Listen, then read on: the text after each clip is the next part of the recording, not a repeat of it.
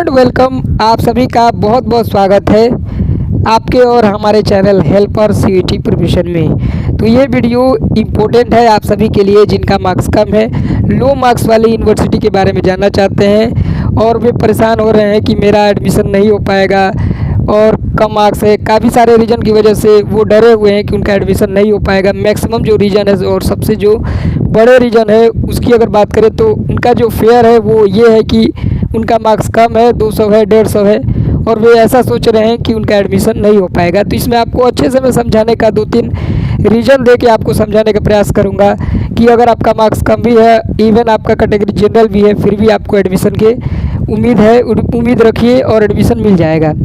तो जो सबसे पहला जो और सबसे बड़ा रीज़न है एडमिशन मिलने का वो ये है, इसके बारे में मैं ऑलरेडी 2-3 वीडियो में डिस्कस भी कर चुका हूँ कि ऐसे बहुत सारे स्टूडेंट होंगे जो CUET का एग्ज़ाम भी दिए होंगे, उसमें भी कुछ ना कुछ कोर्स ऑप्ट किए होंगे, कोई ना कोई यूनिवर्सिटी में रजिस्ट्रेशन किए होंगे और आप खुद समझ सकते हैं मैक्सिमम जो यूनिवर्सिटी है, पार्टिसिपेटिंग यूनिवर्सिटी है CUET में, उनके द्वारा जितने भी कॉलेज या यूनिवर्सिटी में एडमिशन जो प्रक्रिया है, प्रोसेस है, वो ऑलमोस्ट एंड हो चुका है, समाप्त हो चुका है। तो अधिकतर जो स्टूडेंट हैं कहीं ना कहीं एडमिशन ले चुके होंगे और कुछ उसमें से ऐसे भी स्टूडेंट होंगे जो NCET के वेबसाइट पे जाके NCET में भी रजिस्ट्रेशन किए होंगे और एग्ज़ाम दिए होंगे।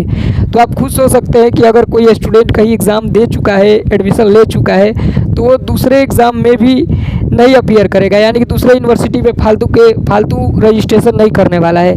तो ऐसे ही आपका जो है 50% जो कंपटीशन है वो कम हो चुका है। और अगर हम बात करें अन्य रीजन्स की, तो ये तो पहला रीज़न था। अगर दूसरा रीज़न की बात करें तो जो स्टूडेंट है NCET में वो लगभग 16,000 रजिस्ट्रेशन किए थे, 16,000 के आसपास, और जो एग्ज़ाम दिए थे वो सिर्फ 10,000 के आसपास ही कैंडिडेट एग्ज़ाम दिए थे। उनमें से भी 3 से लेकर के 4 के आसपास स्टूडेंट है, 4,000 के आसपास स्टूडेंट हैं, वो CUET में ज़रूर पार्टिसिपेट किए होंगे और CUET में कहीं ना कहीं उनमें से अधिकतर का कहीं ना कहीं ज़रूर एडमिशन भी हो गया होगा। कई सारे ऐसे भी यूनिवर्सिटी और कॉलेज हैं जिनमें लो मार्क्स में भी एडमिशन हुए हैं, तो कहीं ना कहीं CUET के ज़रिए भी स्टूडेंट का एडमिशन हो गया होगा। और अगर हम अब कंपटीशन की बात करें तो यहाँ पे जो कंपटीशन बन रहा है वो मेरे हिसाब से 6K से लेकर के 7K के बीच में ही स्टूडेंट का बन रहा है। बहुत ही कम 6 से 7 हज़ार ही ऐसे स्टूडेंट होंगे जो कहीं ना कहीं रजिस्ट्रेशन करेंगे। और जो टॉप की यूनिवर्सिटी है इनमें से भी 2,000 ऐसे स्टूडेंट होंगे जो टॉप की जो यूनिवर्सिटी है, जैसे IIT NIT और अलीगढ़ मुस्लिम यूनिवर्सिटी है, हरियाणा है, तो इन सब यूनिवर्सिटी को टारगेट करेंगे और वो कहीं और एडमिशन नहीं लेंगे। तो 2,000 के आसपास ऐसे भी स्टूडेंट होंगे जो सिर्फ और सिर्फ टॉप के कॉलेज या यूनिवर्सिटी में एडमिशन लेंगे और बाकी के 4,000 जो स्टूडेंट है, 4 से 5,000 के आसपास, वो ऐसा कहीं भी ले सकते हैं एडमिशन। और इसमें भी 1-2 हज़ार स्टूडेंट, 4-5 हज़ार में भी 1-2 हज़ार ऐसे हो सकते हैं जो किसी न किसी कारण से सीट लेकर भी छोड़ देंगे, यानी कि एडमिशन नहीं लेंगे डिस्टेंस के कारण या अच्छे एजुकेशनल इंस्टीट्यूट नहीं होने के कारण, कोई भी रीज़न हो सकता है, पैसे का भी रीज़न हो सकता है। तो आपका जो कंपटीशन है वो ऑलरेडी सिर्फ 4 और 5 हज़ार के बीच में ही स्टूडेंट्स होने वाला है, आधे ही स्टूडेंट के साथ होने वाला है। तो आपको पैनिक होने की ज़रूरत नहीं है, यहाँ पे सीटें भी अच्छी खासी हैं, इसमें भी काफ़ी सारे स्टूडेंट कम हो जाएंगे और अन्य रीजन की वजह से 2-4 रीजन मैं ऑलरेडी डिस्कस कर चुका हूँ। आगे मैं सेम रीजन को डिस्कस नहीं करना चाहता हूँ, आप समझ गए होंगे मोटे मोटे तौर पे, रफली आपको आइडिया हो गया होगा जो मैं समझाना चाहता हूँ। जिनका भी मार्क्स कम है वे परेशान नहीं होंगे। अगर आपका मार्क्स 150 भी है, उससे भी कम है, अगर 120 भी है, तो भी आपको परेशान होने की ज़रूरत नहीं है। अगर आप 4 से लेकर के 5 अगर कॉलेज या यूनिवर्सिटी में एडमिशन के लिए अप्लाई करते हैं और लास्ट तक वेट करते हैं तो कहीं ना कहीं आपका जो है एडमिशन हो जाएगा। सब्जेक्ट पे भी डिपेंड करता है कि आप कौन से सब्जेक्ट में एडमिशन लेना चाहते हैं। यहाँ पे साइंस है तो साइंस में भी फिजिक्स है, मैथ है, केमिस्ट्री है, बायोलॉजी है, बहुत सारे सब्जेक्ट हैं। उसी तरह से आपके आर्ट्स वाले में हिस्ट्री है, पॉलिटिकल है, इकोनॉमिक्स है, तो अलग अलग सब्जेक्ट वाइज भी यहाँ पे एडमिशन होंगे। तो आपको परेशान नहीं होने हैं बिल्कुल। आपको अगर आपका कम मार्क्स है तो आप ज़्यादा यूनिवर्सिटी में रजिस्ट्रेशन कीजिए, 5-6 यूनिवर्सिटी में, और जिनका अच्छा खासा मार्क्स आया हुआ है वो तो 2-3 यूनिवर्सिटी में रजिस्ट्रेशन कर देंगे तो भी उनका काम चल जाएगा। अब बात करें अगर रजिस्ट्रेशन के बारे में, तो रजिस्ट्रेशन सिंपली आपको ऑफिशियल वेबसाइट पे जाके करना होगा। अब जैसे मान लीजिए कि सेंट्रल यूनिवर्सिटी ऑफ केरला में आप अप्लाई करना चाहते हैं तो डायरेक्ट यहाँ से सेंट्रल यूनिवर्सिटी ऑफ केरला के ऑफिशियल वेबसाइट पे चले जाइए और नोटिफिकेशन देखते रहिए कि क्या आया हुआ है नोटिफिकेशन रजिस्ट्रेशन के रिगार्डिंग। अगर कोई नोटिफिकेशन इसके रिगार्डिंग आया है वेबसाइट पे तो आप रजिस्ट्रेशन कर लीजिए, और अगर अभी तक नहीं आया है तो आप वेट करते रहिए। अगर मैं बात करूं लो मार्क्स वाली यूनिवर्सिटी के बारे में, तो मैं ऑलरेडी आपको बता चुका हूँ आपको कि कौन कौन से स्टूडेंट जिनका लो मार्क्स है वे कहाँ कहाँ अप्लाई कर सकते हैं। तो जिनका लो मार्क्स है उनके लिए मैं एक बार फिर से बता देता हूँ इस वीडियो में भी कि लो मार्क्स वाले जनरल कैटेगरी, कोई भी कैटेगरी हो, SC हो, ST हो, OBC हो, जनरल हो, EWS हो, कोई भी कैटेगरी हो, जेंडर कोई भी हो, फीमेल मेल कुछ भी, तो आप अगर आपका मार्क्स 150 से भी कम है, 200 से भी कम है, तो आप सेंट्रल यूनिवर्सिटी ऑफ कश्मीर, यहाँ पे सेंट्रल यूनिवर्सिटी केरला, राजस्थान, तमिलनाडु, इन सभी यूनिवर्सिटी में रजिस्ट्रेशन कर सकते हैं। इसके बाद जितनी भी यूनिवर्सिटी है यहाँ पे आप सब देख रहे हैं, इन सभी में आप सभी रजिस्ट्रेशन कीजिए जिनका लो मार्क्स है।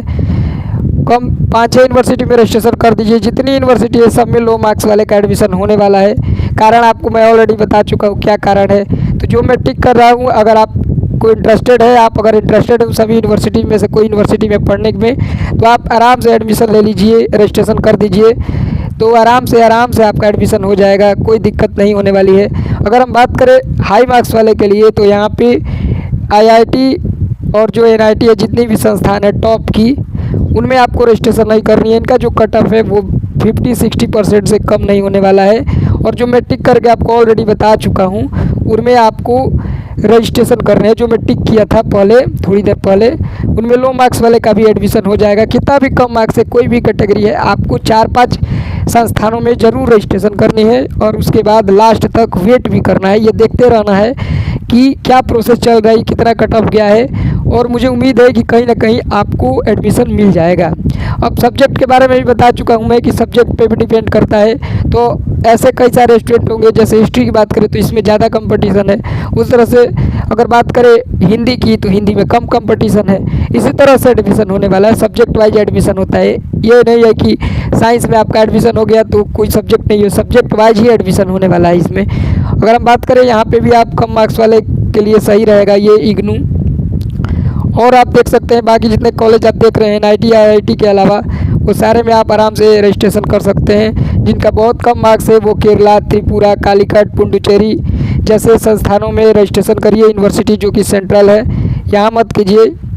NIT और IIT में लो मार्क्स वाले का एडमिशन नहीं हो पाएगा, ये कन्फर्म है। जितने बाकी के यूनिवर्सिटीज़ हैं, अलीगढ़ मुस्लिम यूनिवर्सिटी को छोड़ दिया जाए तो मुझे नहीं लगता कि इनमें हाई कटअप बहुत जाने वाला है। इनका जो कटअप है अराउंड 40 के आसपास ही रहने वाला है, और जो टॉप की यूनिवर्सिटी है उनका 50 से 60 के बीच में रहने वाला है, जनरल का है। तो आप समझ गए होंगे कि क्या कटअप रह सकता है अलग अलग यूनिवर्सिटी का।